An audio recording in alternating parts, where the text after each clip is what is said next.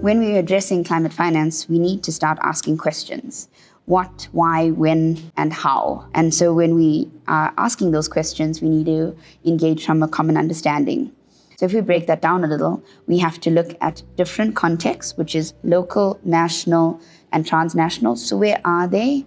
What are the different contexts, and what are the different stresses that are on those specific areas?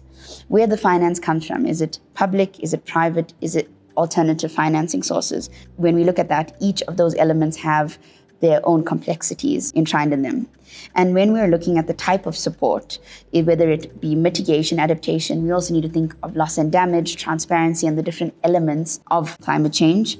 And also, what does that support look like? Is it in the form of policy interventions? Is it actual pilot projects to look at environmental changes that we could implement with social improvement elements to it?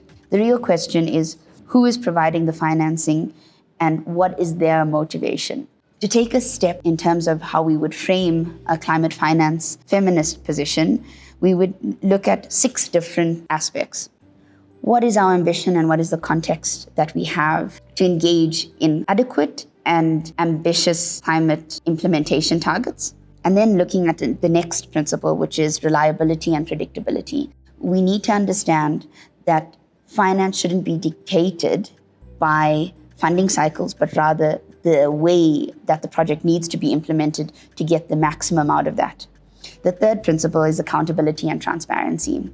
Where are we reporting this, and is there a specific space that audits this to make sure that these forms of financing actually go to where they say they're going to and implemented in those specific ways? So the fourth element is looking at engagement and participation, and meaningful in both those elements. Finally, when we look at the form of intersectionality to find solutions that don't break down social cohesion, how do we find or receive climate finance that builds an equitable society?